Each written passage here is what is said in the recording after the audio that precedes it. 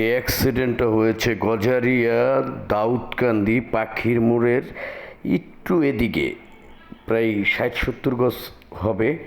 মারাত্মক লেভেলের অ্যাক্সিডেন্ট, কিন্তু কোনো মারাত্মকভাবে দুর্ঘটনায় কেউ মর্মান্তিকভাবে আহত বা নিহত হয়নি।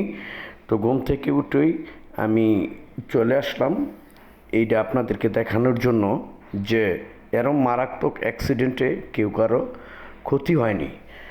আর এই হাইওয়া রোডটা হলো বাংলাদেশের মধ্যে ঢাকা থেকে চট্টগ্রাম ইন্টারন্যাশনাল মহারোড, যাকে বলা হয় হাইওয়া রোডের সবচেয়ে বাংলাদেশের সর্বসেরা রোড।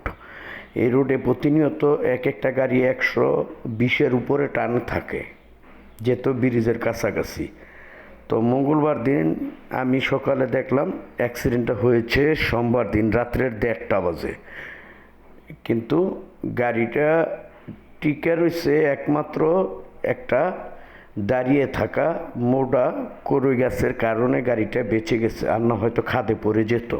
তো আপনাদের কাছে যদি ভিডিওটা ভালো লাগে তাহলে লাইক কমেন্ট করে শেয়ার করবেন, যাতে সমস্ত ড্রাইভাররা যারা গাড়ি চালায় তারা সতর্ক হয়ে যায়।